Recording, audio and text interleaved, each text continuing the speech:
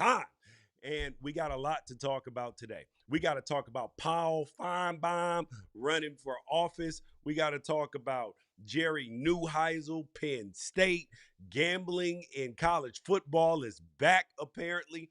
Auburn and Baylor, they robbed the fans of a home game for a particular reason that they think is good.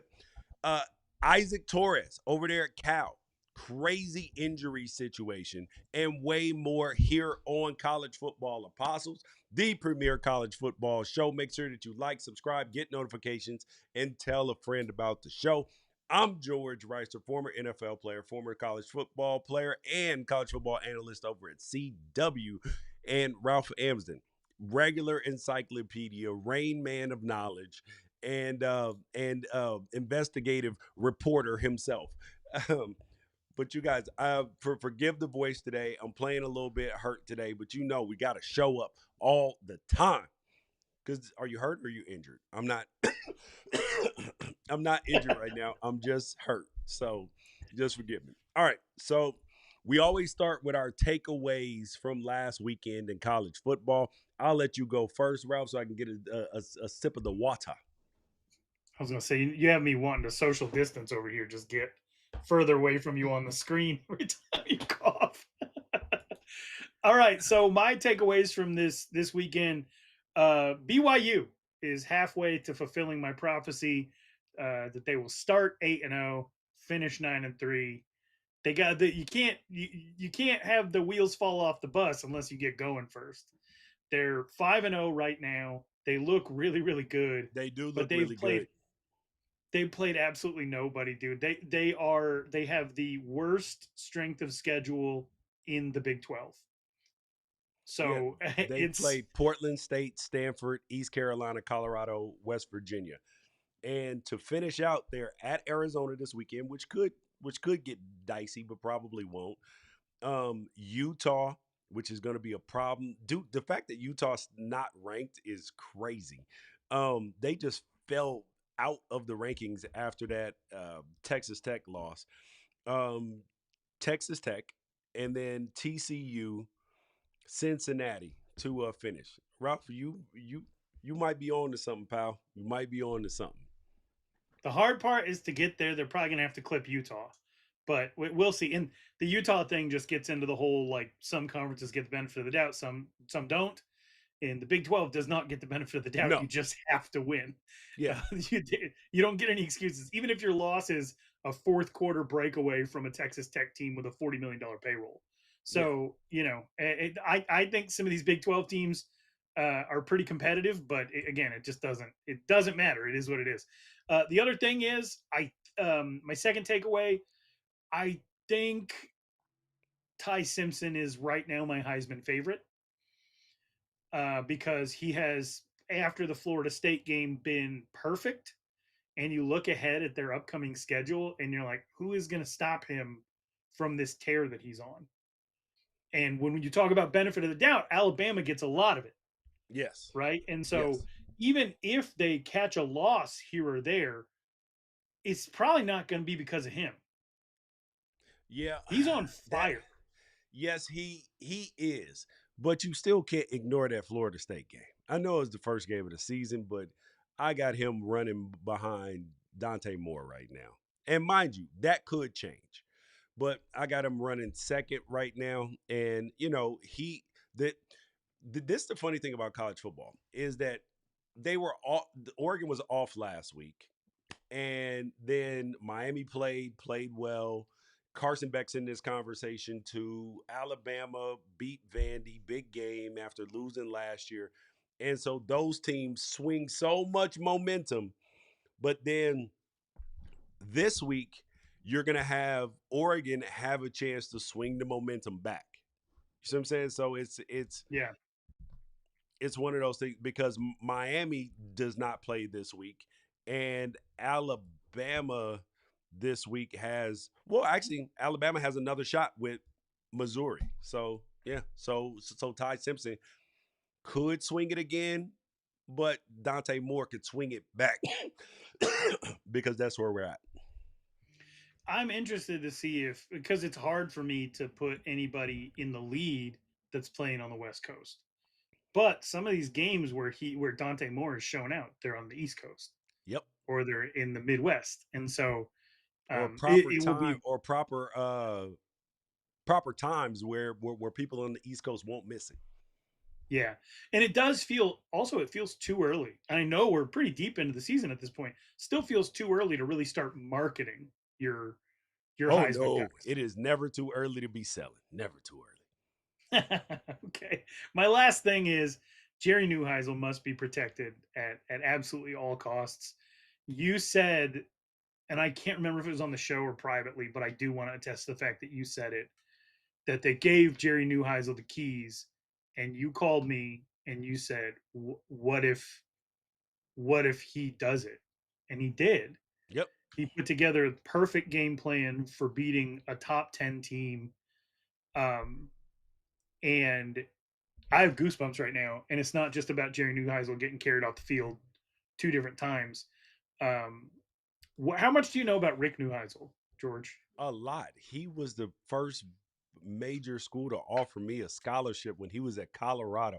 I still have it. It's this Ah, black card written in gold pen. Dude, it looks so great. I know he didn't write it himself. He just signed it or the staffer signed it, but it was I still have it to this day. So there's a soft spot in my heart for Rick Neuheisel.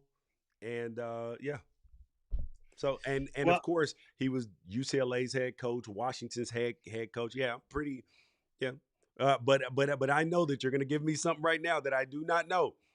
I am. I am. But you did forget one. What's that helmet above my head? Do you recognize it? No. That is the Arizona Hotshots. You cannot forget that he was the head coach of Oh the wow. Arizona Hotshots. Yeah. And I I like named. Jerry Neuheisel. I think he's a good person. I've met him in person a bunch of times, and I've always for the last 2 years I was like, dude, he should be UCLA's offensive coordinator. And Yeah, that's what I want to talk to you about. Because first I want to tell you this Rick Neuheisel thing, but I am going to ask you ultimately the question of should we protect? When I say protect Jerry Neuheisel, I mean protect him from getting a job at UCLA. I don't mean to offend your wife's family. UCLA is cool. dude, I want them he to do he well. actually They're had a not. chance to take the UConn. Mora offered him the OC job at UConn. He turned it down to stay at UCLA. He's UCLA to his core. And I think that whoever the next head coach is has to at least consider.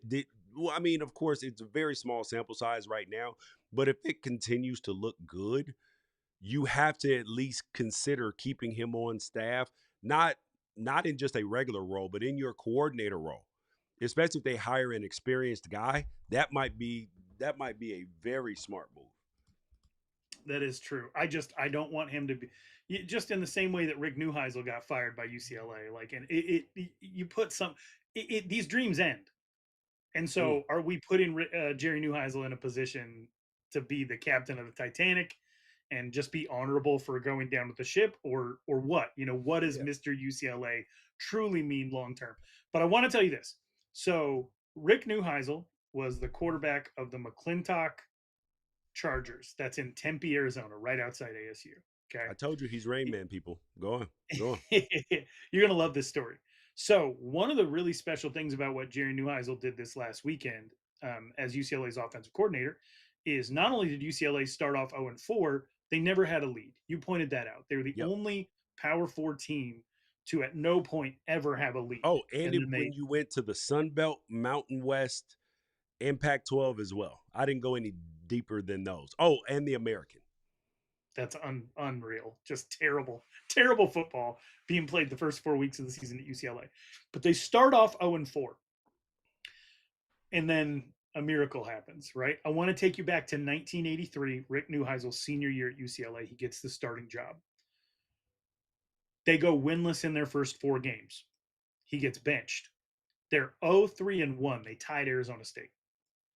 So they're 0-3-1. They're playing in the Pac-10 at the time. And Rick Neuheisel gets benched. Sonny Bono was Rick Neuheisel's backup. who I think played for the Kansas City Chiefs at one point. Um, Wait, Sonny Bono, the musician? wait, that can't be right. That can't be right. Hold on. Hold on. What? Ralph, you normally have your stories like people. There's no way. Unless there's another Sonny Bono. Give me 1 second. Give me 1 second. Give me 1 second. Because I know Steve Bono. Sonny Bono? Oh, I was like, Sonny Bono. Steve Bono. Okay. Steve Bono, who Okay. played in the NFL, played for the Yes. Chiefs. Yes. Sonny Okay. Bono. That Wow. makes more sense now. I got you, babe. So here we go. Steve Bono is the backup. He comes in the 5th game of the season, immediately gets injured. Now, they had benched Rick Neuheisel. They got to go back to him. They're forced to go back to him. I believe they're playing Stanford. They come back. They win the game. Wow. Rick Neuheisel is the quarterback for the rest of the year. They're going into conference play at this time. So even though they're 0-3-1, they're not out of the Pac-10 running. Yeah. So this is how the rest of the season goes with Rick Neuheisel at quarterback. They beat Stanford at Stanford. They beat Washington State at Washington State. They beat Cal. They beat Washington, who was number 11 in the country. They go to Oregon and win, to Arizona and lose by a field goal. So at this point, they have 1 conference loss and 1 conference tie. Yeah. They go into their final game against USC at USC. They win. So they are like 5-1-1 in conference or something like that. And a crazy tiebreaker happens, and UCLA makes the Rose Bowl.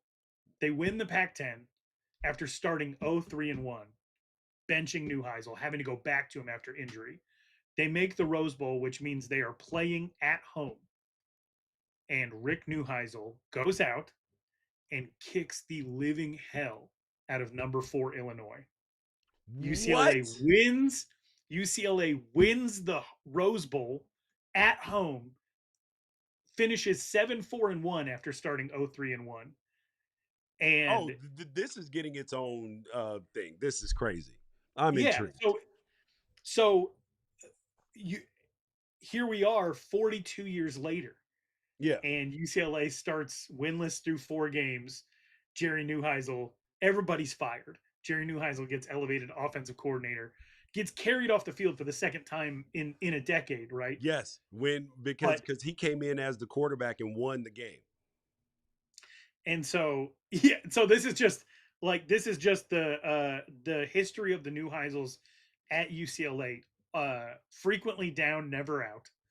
But Rick Neuheisel's tenure as the UCLA quarterback is one of the more improbable things we've ever seen. And so now I'm looking at this game at Michigan State, and I'm like, are we going to get another miraculous UCLA season? Yes. I want it. And so that's the best I could do to build intrigue between Nico Iamaleava and Aiden Childs playing in East Lansing. Oh, on Big Ten Network. They had me at hello. To be honest, they had me at hello, and you know I'm probably more interested in this game than anybody that doesn't share their last names. I was gonna ask you if you were at the last time they played, because I was like, it wouldn't be below you to go see Downey. No, because Damon was playing. So nah, I didn't catch that game, but we did play against both of them in high school though. So what were your 3 takeaways from this weekend? I know I took up a lot of time with the Jerry Neuheisel thing. First thing is, reasons are not always excuses. That we have seen, like coaches talk about, yes, that travel is an issue, and in the Big Ten in particular, going multiple time zones, I didn't have the team ready, blah, blah, blah, like James Franklin said. Those felt like excuses. Sometimes reasons are not always excuses. Like you can say, oh, why'd you guys start so slow? Oh, well, we had some early turnovers. We weren't clicking early, but then we were able to get it figured out, blah, blah, blah. That's a reason. And I think that you have to really pay attention and run a fine line between reasons and excuses.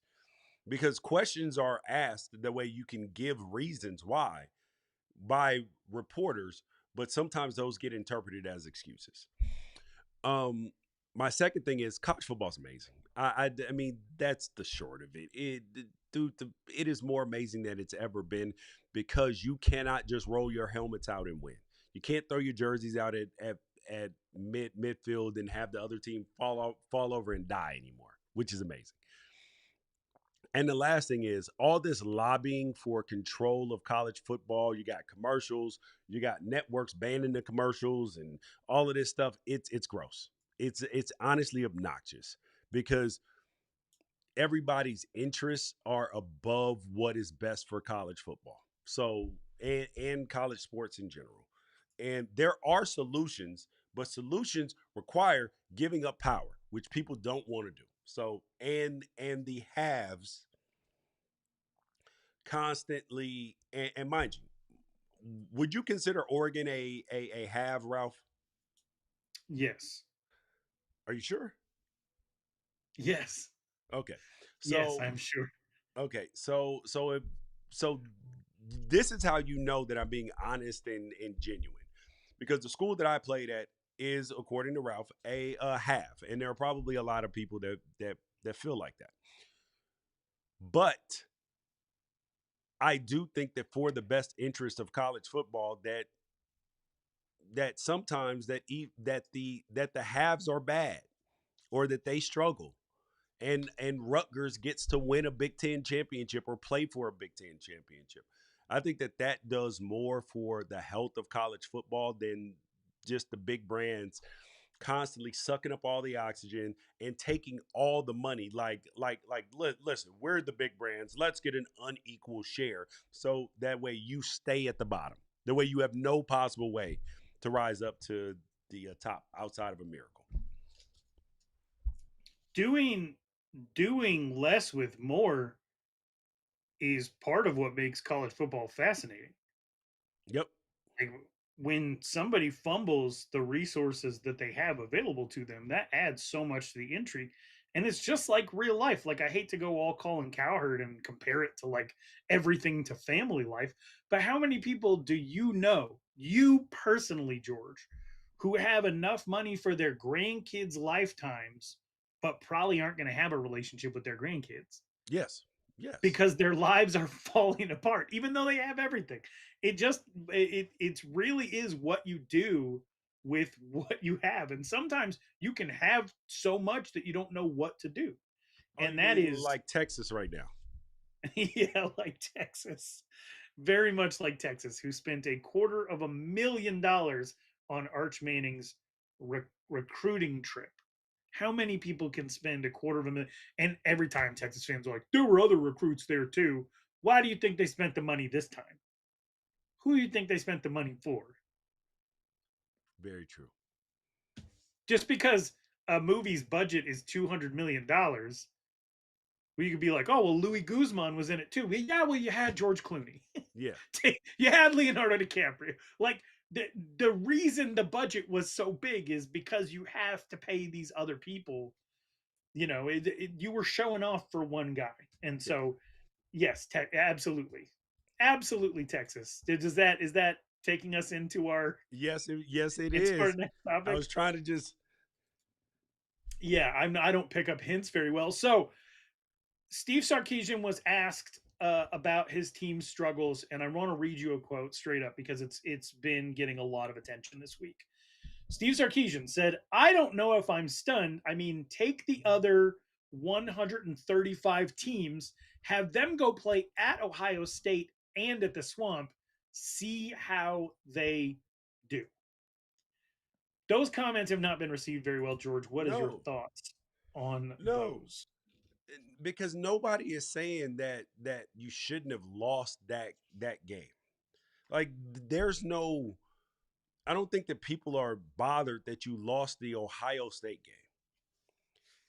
I think that people are bothered that your offense looks bad, that your offensive line looks bad. But this is the new age of college football. You're going to have these waves. You just have to make sure that the floor stays as high as possible. Like you can't think that you're going to, run through the conference every single year. That's not going to happen. It's not realistic because of the depth. And if you miss on some offensive linemen, you're going to struggle. If Arch is seeing ghosts, you're going to struggle. And I think that, you know, I think Sark is being very defensive about his team and defensive about Arch right now. So so that comment came off as snarky. It came off as it wasn't well received because it's not like Texas is Kansas, or Mississippi Mhm. State, where they are like we're talking about one of the highest paid rosters in college football. So people aren't going to be, lining up talking about, well, see how the other 135 teams do. Well, you're not the other 135 teams. You are Texas. Everything's bigger and better in Texas, buddy. What man, I just imagine being a guy like Logan Parr right now. And if you don't know who Logan Parr is, you shouldn't. Yeah. It means you have a life.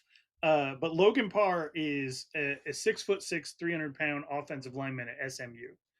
He got ran out of Texas, told he wasn't any good, Yep. and he's about to have his second consecutive like all ACC season. Um, and ASU has a defensive lineman that's in the same boat. Played in the college football playoff last year against Texas after getting ran off. Said he's not not any good. It it is interesting, that they have had all of this talent. And everybody makes the wrong call sometimes, and sometimes that's the motivation it takes to get better or whatever. But I say all that to say this: when you see the stories of a guy like Logan Parr, who's a great kid having a great career at SMU, this is not a school you feel sorry for. This is No. not a school that you have any empathy or sympathy for. You can either respect them or not respect them. And I've learned from people who come from Texas that it's Texas versus everybody, right? Like if you're a Texas State alum, if you're a Texas Tech alum, if you go to anywhere else, it's all middle fingers up to Texas. And and the Texas Longhorns are, they're on an island. They're like Yeah. the Yankees of Texas college football. So, this is not a team that you ever need to feel sorry for. And these are the type of comments you pounce on. If Steve Sarkisian is like, I'd like to see how everybody else does. So who cares? Yes, exactly. Because He's that we saw how you did. You didn't do it. That's the end of the story. The end. You're Texas. You couldn't do it. The end. Yep. We Exactly. get to see Dude, that's everyone like your else. kid coming home with a bad grade on a test and be like, everybody else did bad too. Well, you study enough? No, but everybody did bad. Nobody I don't know them cares, kids. kid. Nobody cares about Yeah, everybody else's grade. Nobody yeah. cares in this house. Let let their parents get on them. Yep. I'm here talking to you about what happened to you. Yes. But I just finished saying there's no empathy, there's no sympathy for Texas, and I personally have made it very clear that while I want Arch Manning to succeed, the commercialization of Arch Manning has made it almost impossible for me to, especially with some of the comments around some of the things he's done, like saying he didn't want to sign the $600 name, image, and likeness deal with EA Sports because he wanted to focus on football. Um, that stuff is so stupid and disgusting to me. I think it's just bad advice. The wrong people in his ear. And not everybody's going to be upset about it. I'm the type of person who does get upset about these kind of things.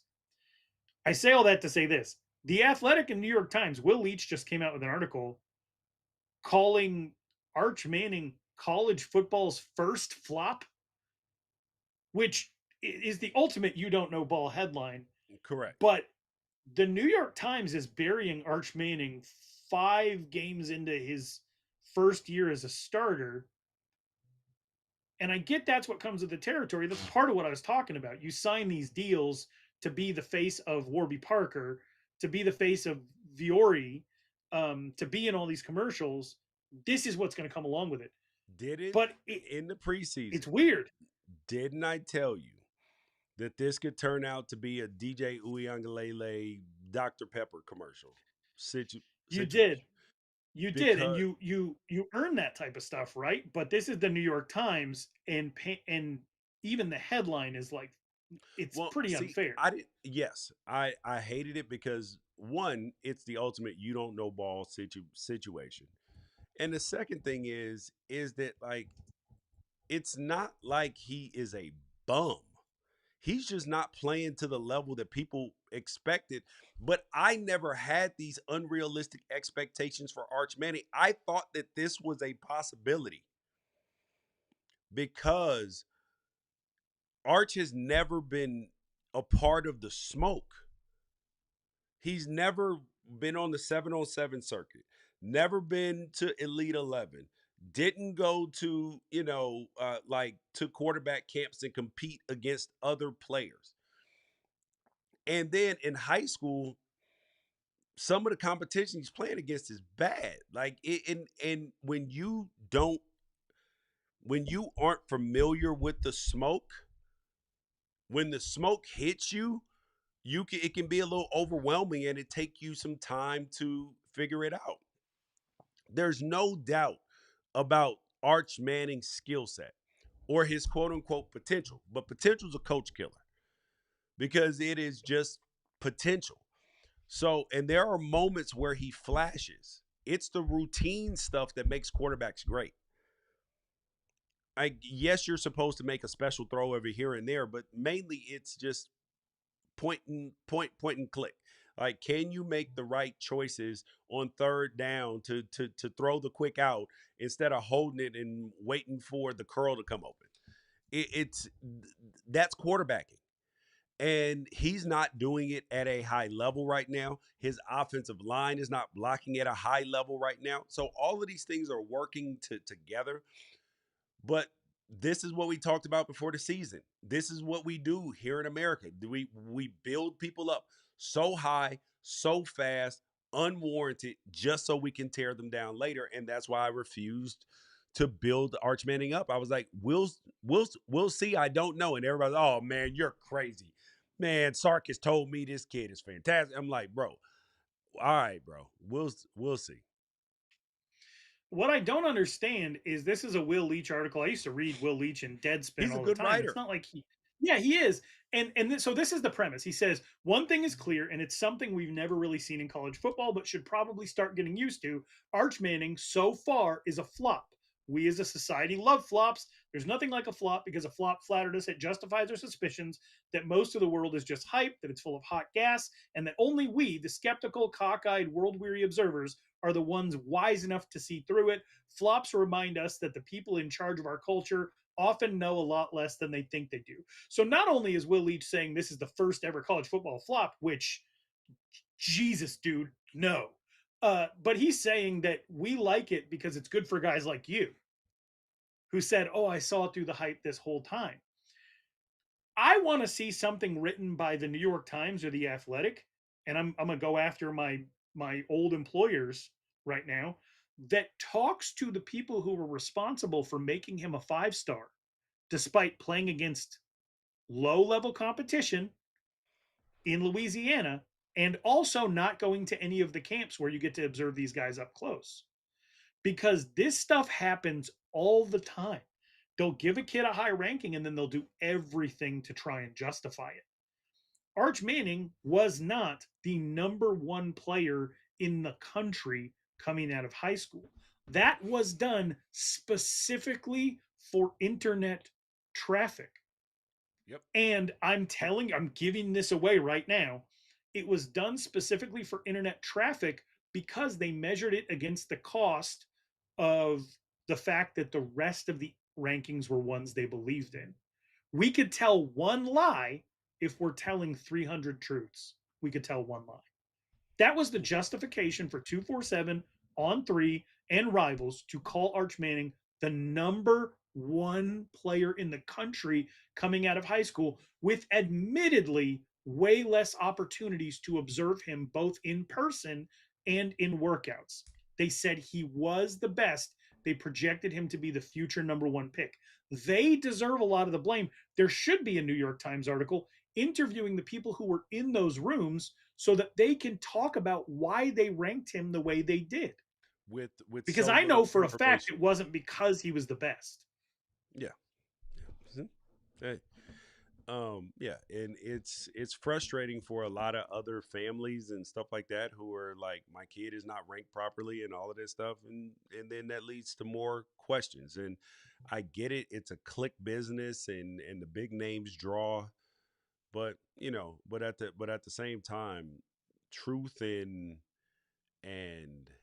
honesty have to rule the day. And it won't affect any of these companies in the slightest. Yep. But it ultimately affects Arch, and that's why I don't love that I covered Arizona high school football. People weren't out watching Dylan Raiola in person when they were calling him the number one player in the country. It's just a thing that kind of happens. Quinn Ewers went from the highest ever ranked quarterback to a fifth round pick. No, seventh. Excuse me, sir. Seventh. Okay, so yeah, so we're gonna say that Arch is the first flop. Ryan Kelly at one point was ESPN's number one player in the country. He never threw a pass in college. Does anybody remember Shea Patterson? Yep. There's Over at 10 5-star Michigan. quarterbacks in college football right now that have not done anything. Like the idea that he's the first flop is insane. So anyway, we'll move on to the next thing, which is that North Carolina has done nothing, yet they are sucking up all of the oxygen in the room because a million different things happened this week. Let's go through them. There was an expose about the fact that some people don't like the coaching staff and some players are getting preferential treatment. Those players were named, which feels rare. But to say that they got like better parking spaces and they get extra tickets that they can sell, which is illegal. Um, the fallout from that is North Carolina communicated to all their student athletes not to sell those tickets, and they suspended an assistant coach. Uh, Someone you probably know and have experience with, and someone who has family members who have also worked at other colleges and been given show causes for. But yeah, shout out to Ground Zero and the Hawkins family. What? No way. Yes, No sir. way. I cannot believe it. Dang. Never would have thought it. God dang it. That's oh you, man. you don't think that I don't believe it for 1 second. anyway, shout out to Armand Hawkins. I can, as an Arizona State alum, I now have something in common with the University of North Carolina as someone who roots for a team who has suspended a member of the Hawkins family. We'll see if he ends up getting his job back. This doesn't seem like the biggest deal in the entire world, although it No. is not permissible. But when you combine it with all the other things, such as North Carolina doing away with their Hulu documentary, people continuing to talk trash about Mike Lombardi's just overall demeanor in the building, which is the least surprising thing in the history of the world, or the fact that George Getty, which photographs these games and uploads all their photographs onto the Getty website. You've used Getty, you know all about it. Yeah. That they took 55 photos at the last North Carolina football game, and half of them were of Jordan Hudson, No way. who who is the girlfriend of No Bill way. Belichick. No way. So if you go No, on to no, the Getty no, website, no, no, no, no. it's Dude, true. okay, okay. Dude, Jordan Hudson is the now I'm not gonna speak about her character. I don't know her, but she seems like the worst kind of person to have around. Like she seems like that this is all about her. They were just on a cover of something, and it was like, oh, and the title was about her. Like it was like Bill Belichick is her way to to fame, stardom, and money. She is more concerned about image. And I totally believe that this Hulu documentary which they agreed to, which Bill Belichick announced at the team meeting, everything else.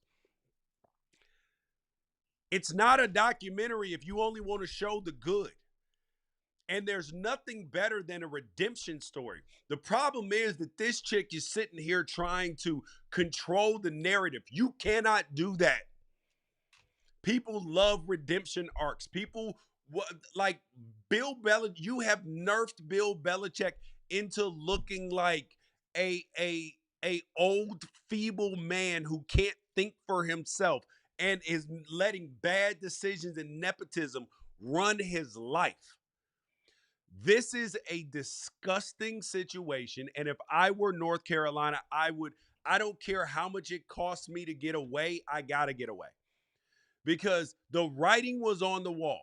When the last couple years in New England, their roster was dog water. And the product on the field was bad.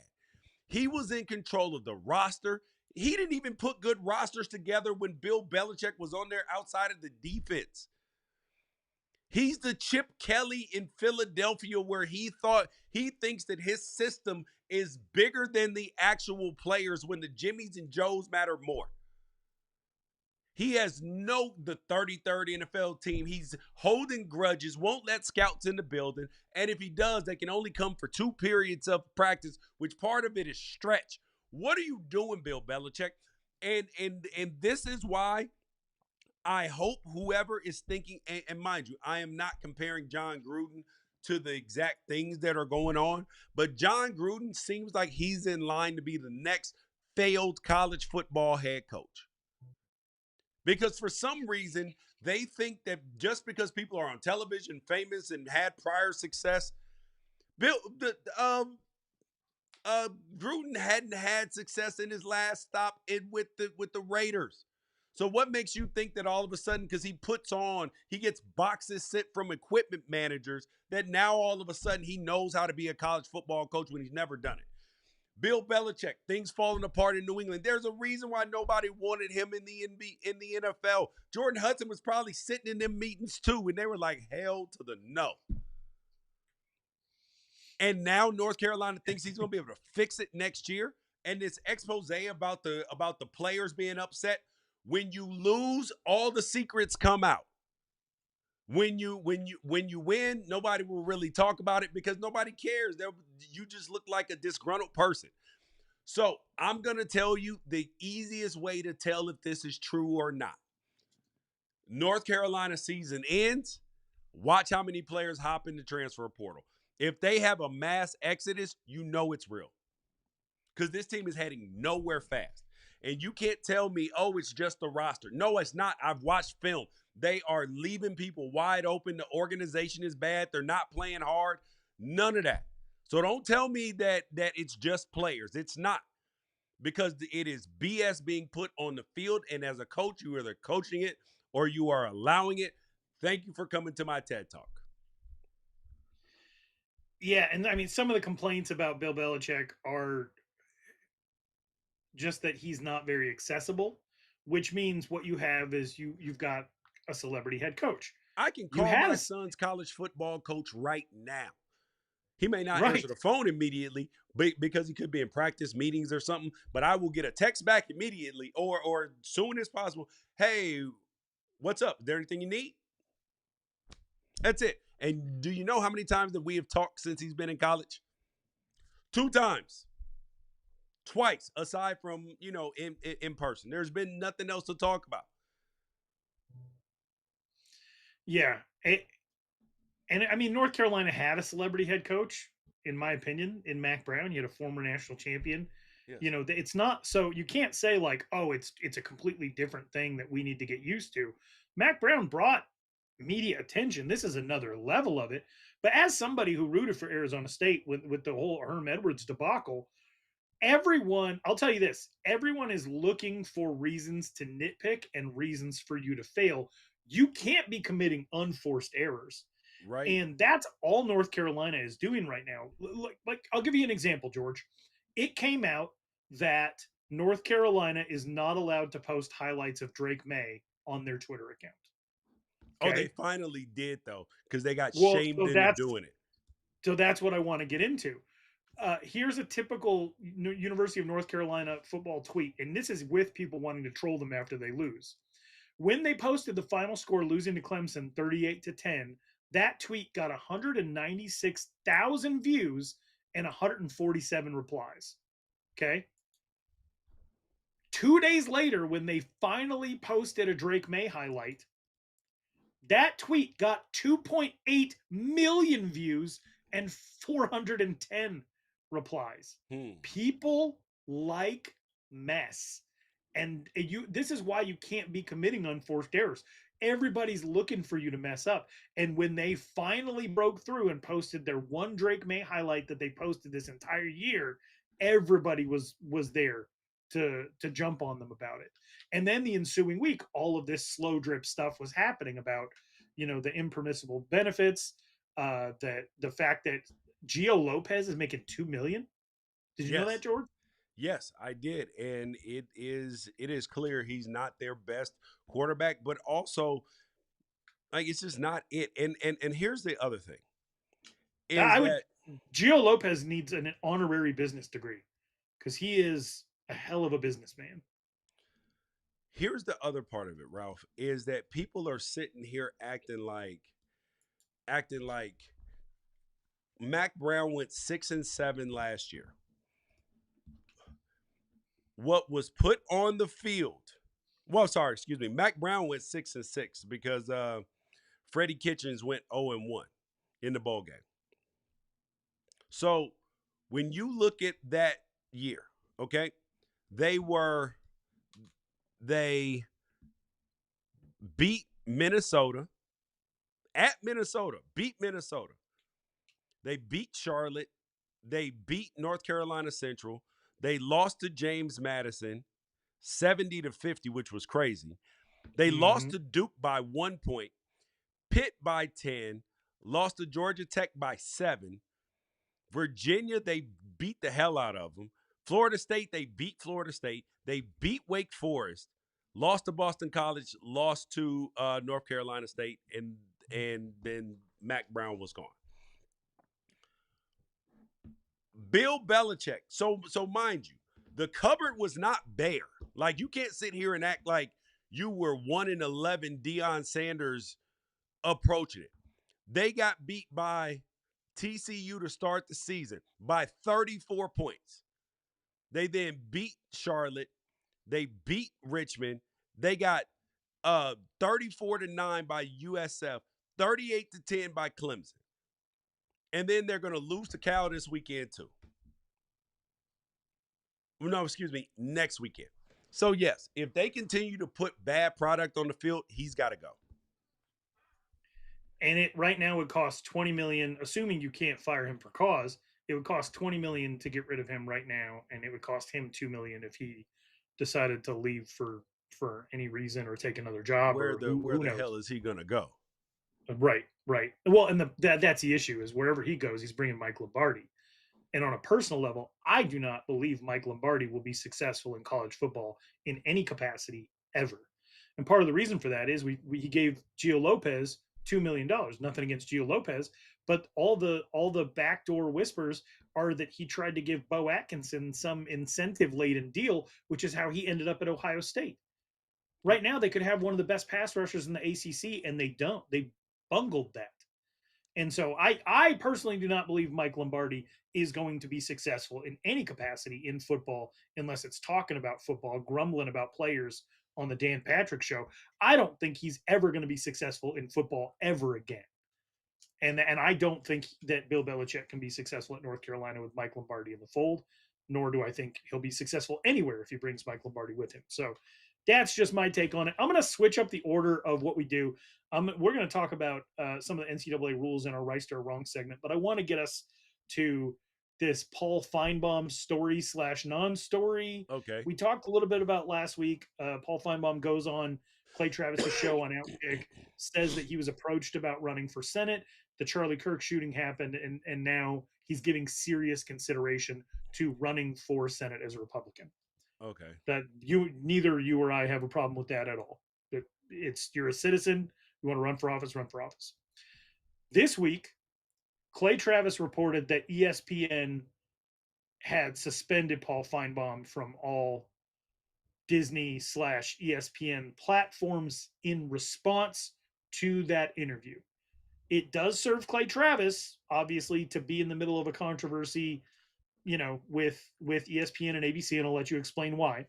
But Paul Finebaum is on SEC Network as scheduled, which is part of the ESPN, ABC, Disney family, and was on with Stephen A. Smith yesterday. He's not answering any questions about whether or not he was suspended, but they're letting half the country that follows college Yes, football believe. and that is Yes, involved in politics believe that he was. And so now either ESPN is lying or censoring, or this whole thing is made up. But one thing is abundantly clear: Clay Travis's source and everybody else's source that reported that he was pulled is Paul Finebaum. it has to be because Disney and ESPN are absolutely categorically denying this. So this feels like that, Ralph, that there's a reason for this, that there's a reason why they want this to be portrayed like this. Well, if you're going to get into the culture war, you got to prove that you're a culture warrior, and there's no better way to be a culture warrior than to be attacked for your speech. Is Paul Exactly. Finebaum being attacked right now by Disney corporate? Exactly. Is he? Um, and does it benefit Paul Finebaum to let people believe that he is, even if he's sitting up on SEC Network, even if he's making appearances with Stephen A. Smith?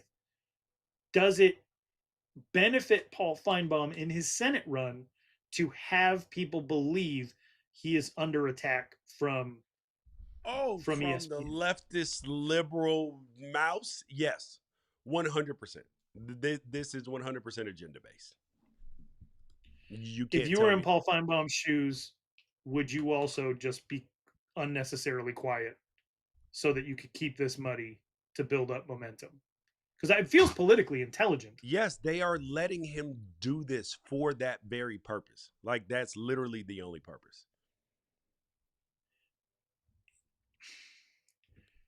But So it's a lie though? Is it a lie? yes, it's Or a is it hundred percent. somewhere in between? No, it's 100% lie. 100% lie. They don't care, dude. They know who Paul Feinbaum's audience is. They didn't just take him off because he's talking. His mind was made up already about whether he was running already before he sat down with Clay Travis. Stop it! Stop it! Stop it, dude. Clay Travis knows what he's doing. I worked with Clay Travis on the countdown to kickoff on Fox on FS1 doing college football games. Lindsey Theory was on there, Matt Leinart, other people, and Clay was the moderator of the show. And I remember talking to Clay after because we got cool. I didn't know who Clay Travis was before I even met him. And then, I mean, so much so that when we were in a meeting, it was the DeMarcus Cousins, and I walked into the meeting, and they were like, "Yo, today's the day that that idiot said it's a 5 year anniversary that said that DeMarcus Cousins was going to be in jail." And I was like, "Yeah, that dude's a fucking idiot." And it was Clay.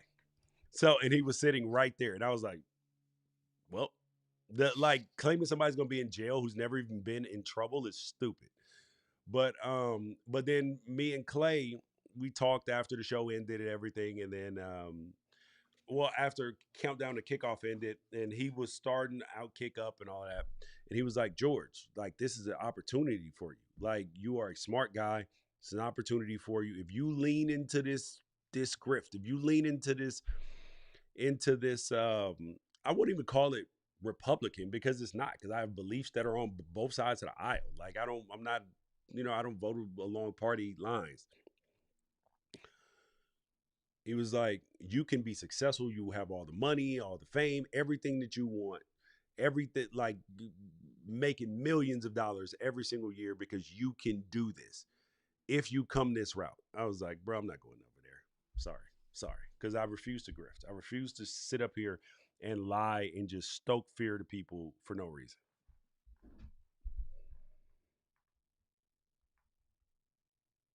You're muted.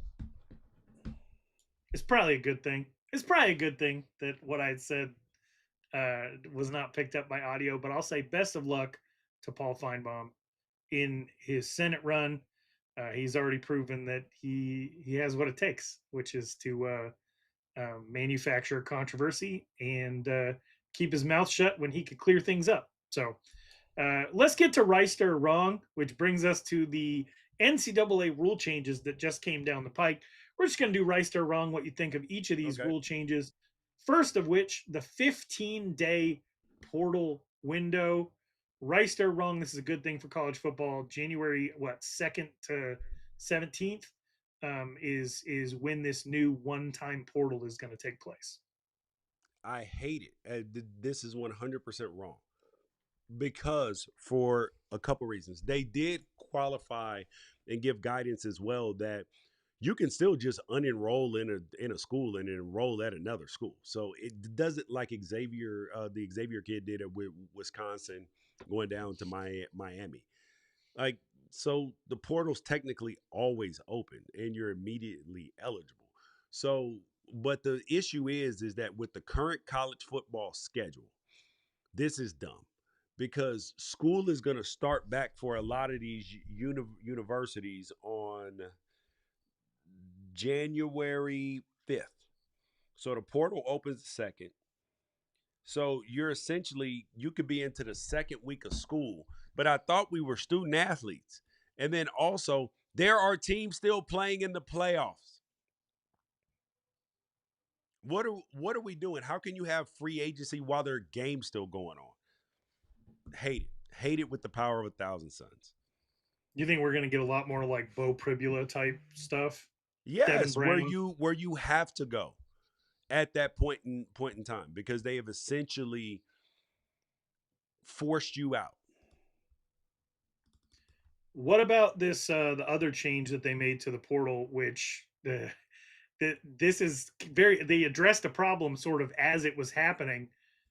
We've seen a bunch of coaches fired mid-season, which opens a 30-day portal during the season.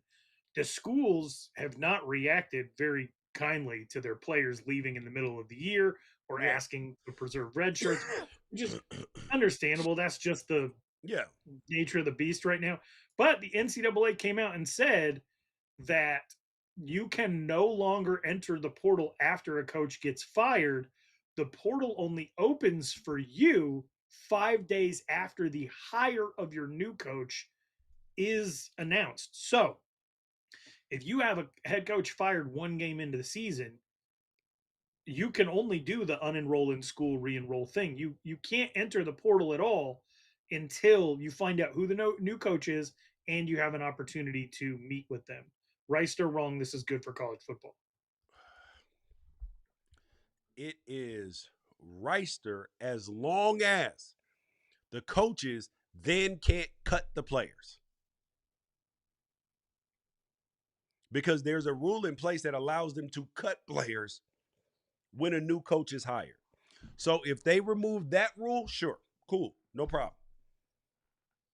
This is my issue when people talk about Dabo Swinney, because they're always like, "Well, he needs to use the portal. He needs to use the portal. He needs to use the portal." What they're actually saying is he needs to cut players, Yep. because it's not that he won't use the portal, he won't cut players. Yep. He said, I will never push anybody to the portal. So that, like, we really got to be specific on what we mean by use the portal, because that means run dudes off, and we're going to get to a story about that in a little bit here. It just shows you it's my least favorite thing about college football. Here's the other thing that the NCAA rules committee did.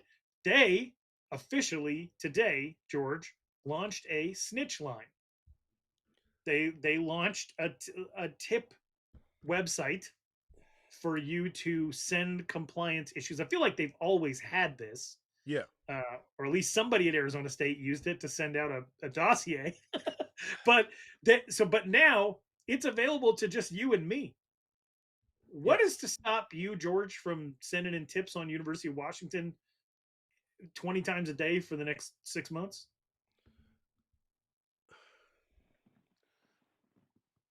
nothing can stop me. And you're talking to a person who somebody called their credit card company and reported them dead. So I When? Specify for our listening audience when this happened. 9/29. So last week. Yes. So last week somebody called my credit card company and reported me dead. And then I had to go. It took me 2.5 hours to prove I was still alive. And I was And you're like, in I'm there still and you're alive. and you're in there coughing, which Yes. makes the whole thing No, even no, no. weirder. Well, yes, yes. I'm not dead yet. Yes, exactly. Exactly. It was bad. So I have a feeling this is going to be abused pretty heavily. Um I wonder if it's going to be like, because I was a Arizona Cardinals season ticket holder when they launched the text line. Like if you Oh, see for if something, say there's a something, yeah, unruly fans. at your seat, yeah. But all it said is like text these 5 numbers if you need help, Yeah. right? And so my first game where they had that tip line, 3 quarters into the game, I was like, "Help! Our secondary's getting torched." Oh Like my just God. nonstop texting, like, "Help! Our coach doesn't know what to do on third downs." And my number was banned from the tip line in the very first game it was ever available As because it should have been. yeah. But I wonder if they'll have something like this, that like IP addresses get banned or something like that if they just continually send random stuff. But there's going to be a lot of dudes who get caught up because there are people watching and waiting for you to make mistakes. Yep. Exactly. Exactly. And you're gonna have disgruntled people, but the problem with the tip line is it's gonna get abused, and then like they're gonna end up chasing their tail about stuff. I, I my worst fear is coming true, but I knew it was gonna happen with the College Sports Commission. They haven't had any power, and I know it's going to take a while for the new czar to get his footing and everything, because he doesn't just come in going heavy handed, but they got to do something soon, because the colleges voted for this with the settlement and then are fighting them at every turn. This is craziness. All right, last one. Right or wrong? It is good for college football that the NCAA, now this still has to pass D2 and D3 for it to be legal for everybody, but is now allowing Division 1 athletes to gamble on professional sports. Um, I think that this is smart. I think that this is Reister, because you're gonna get a I mean, it's basically what it allows in the NFL and all that stuff, but I do think it's risky, because you can get yourself in a jam, and then but people are still doing it. It's like, does states making marijuana legal then increase crack usage? Probably not. So I think that people are afraid of the boogeyman, but sometimes the boogeyman was already there, and you just have to adjust your rules to make sense. That way, you're not, like just investigating things that weren't really as big of a deal as people made them out to be. So let's move on to some of these other college football topics that came up. Right or wrong? It was smart for Auburn to move next year's game against Baylor to Atlanta because they are going to be able to tie in, and this is very funny after North Carolina just got in trouble for something similar. They're going to be able to tie in NIL opportunity to third party ticket sales and things like that. They say they could make up to $5 million for Auburn athletes by moving this game to Atlanta. Reister or wrong? Good thing to do for Auburn. Ooh. It is Reister, if only because of the money aspect, as long as they have a student section. There needs to be a student section where students can get in for free with their student tickets, whether they win them in a lottery or whatever else, and they cannot be sold or transferred. I guess it says Auburn will receive an allotment of 21,000 tickets for the game, while Baylor will receive 3,000 tickets, and then the rest will go to the general public. for people who want to No, see a Big 12 SEC matchup. nope, no, no, no, no, no, You no, know, like, no, no. uh, right or wrong, Stanford's on the come up after one of their football alumni gave a $50 million football only gift to the program. I love the fact that it is very specific on what it can be used for. Football specific. I think that this is smart. And I do believe that Stanford, who is trying to hire a new head coach, that this is the best thing for them. Because Stanford is a school that is like they're never going to have a problem with paying a head coach. They were paying oh gosh, what was Shaw. yeah, David Shaw some neighborhood of $9 million a year toward the end. So they're not going to have a problem paying a coach. There's no shortage of money at Stanford. Now there is a shortage of willingness to let kids in school. There is a shortage of letting kids in grad school the way they can continue their education or not pushing them out in 4 years. There is a shortage of NIL opportunity from the university and their willingness to do it. So, which means you're going to shorten your head coach pool. But if there's money available, coaches are going to want to coach at Stanford. And if Stanford is making, if they're saying, we're going to go be Notre Dame, we're going to go all in on athletics, but at the same time, still hold rigorous academic standards, but we do got to play around a little bit, then yes, they can be highly successful. And this is a great move because it will increase the amount of people who want this job. All right, right or wrong, Texas Tech made a good move changing their logo from the beveled black and red T to just a standard uh, red T.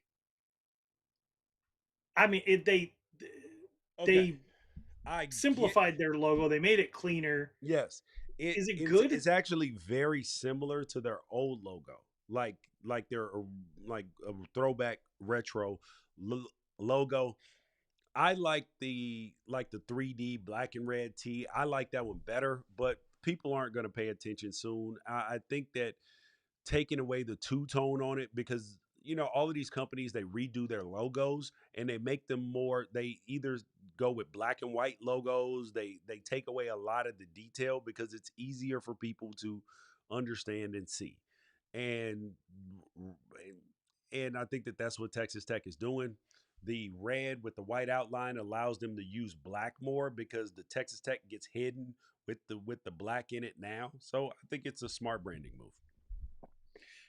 For me, as long as they continue to use black as much as possible, because that is the color of oil and that is what drives that program. I think it's regionally specific, so I like for the black to be involved as much as possible. Uh, and before we get to our main right or wrong, which has to do with chasing people out of the program, Miami and South Carolina have canceled their upcoming series. Again, a lot of these conferences are moving to 9 games, so some of Yeah. this was going to have to happen anyway. But there was actually a $3 million cancellation fee that was attached to this if either party was to back out. Miami and South Carolina came to the table and they did a mutual walk away. So nobody owes anybody anything. Right or wrong, good move for both programs to get this game off the schedule. Nope. Wrong. Wrong. I mean, see, teams are going to try to fudge their schedules around now because now they're going to have to play 10 Power 4 games. And some teams will be like, well, we not playing 11. Ain't no way we playing 11. And I think that Missouri and Miami were probably like, listen, let's just see how this goes. I know we had this planned, but let's put a pin in there. Had this been a game with South Florida, South Florida would have been like, cool, cancel it. Run me my money though. As they Very as true. they should. I think you're going to see a lot more ACC teams have to drop some of these games. I just hope that it isn't because the ACC, we've talked about it a lot. They have a lot of rivalry games that are Yeah, like South outside of their Carolina conference. has Clemson already. Yeah. And so, there's plenty of reason to drop this game, I guess. All right. So the last thing I want to get to, Isaac Torres. Isaac Torres plays for Cal, played for Cal. Yeah. Um, we got to get into this. So uh, I'm just going to go ahead and read you what he posted on X. Um, he said, I want to update you on my current status. I am no longer playing for Cal. I was injured in week 3 and missed a couple games. I stayed consistent with recovery and worked with a specialist on my own dime. When I was cleared to return, I knew my body was not ready. I could tell something still wasn't right. Football is a physical game, and I couldn't play the way I needed or wanted to. I made a huge decision after speaking with my family to redshirt and save my senior year. I was told by the coaches that if I chose to redshirt, I would not remain with the program. To say I was disappointed is an understatement. To be clear, I'm not ineligible. I will be graduating with my bachelor's from Cal this December. Leaving my teammates was never something I wanted, but they have reached out and expressed their gratitude towards me and have been supportive with my decision. A few days later, I ended up in the emergency room twice, where I was then diagnosed with pancreatitis and intussusception caused by trauma from the original injury. I've been dealing with symptoms since my hit and knew something was wrong, but I didn't know what it was. It's been a tough stretch physically and mentally, but I'm grateful for my time at Cal, my teammates, coaches, and everyone who's supported me. I've learned a lot through this process, and I'm focused on getting healthy and ready for what's next. The marathon continues. George, what in the absolute hell is wrong with Cal football? Sounds like Cal football is going to be running a check, so they're going to be running at more of a deficit right now. Cause yeah, that's gonna cost you. The kid told you that he was hurt and not right, and you pushed him out, and then he ends up in the hospital. Oh yeah, that's it. That's see the issue is now is that coaches are so focused and they're like, oh well, he just wants to redshirt because I mean he may not have been playing as much as he wanted to or whatever else. They assigned a reason to that for him without understanding. And if I were the head coach, I'd be, and he tells me, "Yo, I just don't think I'm right. Like something's going on with my body." I'm telling you, I don't take that sort of thing lightly. I'm like, go to the. We're gonna send you to every specialist and figure it out because what I don't want is you dying on my watch. And that can be and honestly, it's probably pretty selfish because I'm like, yes, I care about you, but I care about me probably more. And I don't want nothing like this on my conscience. I don't want it on my rap sheet. I don't want it on my rep. I don't want it on this university's rep. None of that. So yes, I am going to make a decision to make sure that you are taking care of yourself, even if it is somewhat selfish reasons. I don't I don't love this. I don't love the part where he said he was paying for some of this rehab on his own.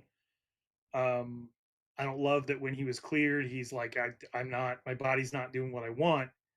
You know, it didn't seem like, and maybe there's another side to this, Yeah, but it didn't seem like his intent. He's been at Cal this entire time. It didn't seem like his intent was to ultimately leave Cal. It seems like his intent was to preserve that year so that he could return and play at Cal because something was actually wrong. And guess what? Something was actually wrong. George, can Cal salvage this? Can they come back to him and say like, "Hey, we're sorry. We would like to have you back around this team and give you an opportunity as a senior." sure, sure. Run me my money first, though. Run me my money first. I'm gonna need that about you.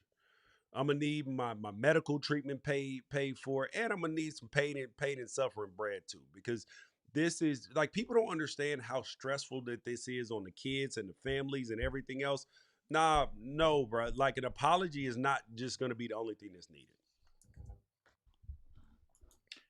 Yeah, man, this sucks. I hate it. Let's get to the three things you are looking forward to this upcoming weekend. it seems like there's more games, more good games Yes. than there were last week. There's a lot of trap games last weekend. Yeah, see this thing about the schedule. Sometimes it don't look good, and sometimes and it is great. Last weekend, well, especially the early slate was great. The late slate was Um, I am excited about this Oregon Indiana game. I will be in attendance as long as as long as the air traffic controllers are working. I will be there. I'm excited about that. I'm excited to learn about what Missouri is because Missouri and Alabama play. I'm excited to learn, and figure out what's really going on there because this is a really good football team, I believe.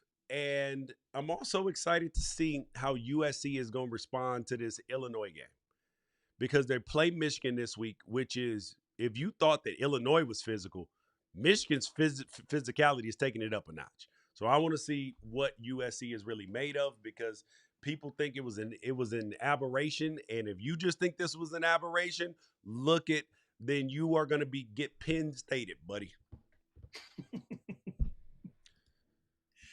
Right on. I'm very much looking forward to Nebraska at Maryland, and one of the reasons for that is Maryland's defensive line by itself has 23 tackles for a loss and 13 sacks. That's just the D line. That's not including linebackers or corner blitzes or safeties coming up or anything like that. That's just your D line. Nebraska has a quarterback that does not get rid of the football. Yep. Against Power 5 opponents, he's averaging 5 sacks taken per game, but his completion percentage in those games, Dylan Raiola is thrown for 74%. Yeah. Which means he's what Shedeur Sanders was accused of last year. We probably have someone who's actually doing that. Yes. But at the same time, he doesn't feel it. He's big. These sacks don't bother him that much. He'll take a sack. It doesn't matter. Yeah. But this is a very penetrating defensive line against a quarterback who doesn't have a lot of escapability and holds the ball a lot. So, Maryland has a real big opportunity here. But on the other side, Nebraska's secondary might be the best in the country. And I mean, numbers wise, they are. So, yeah. But they might, when it's all said and done, be the best secondary in the entire country. And they're going up against a freshman quarterback in Malik Washington who does not take sacks. He lets it rip. Exactly. And he's only completing 60% of his passes this year. And he has taken 1 sack total in 5 games. So and they're both 6'5", 230 plus. So everything about this matchup, I'll make this 2 of my 3 things. I'm looking forward to what Dylan Raiola does. I'm looking forward to what Malik Washington does.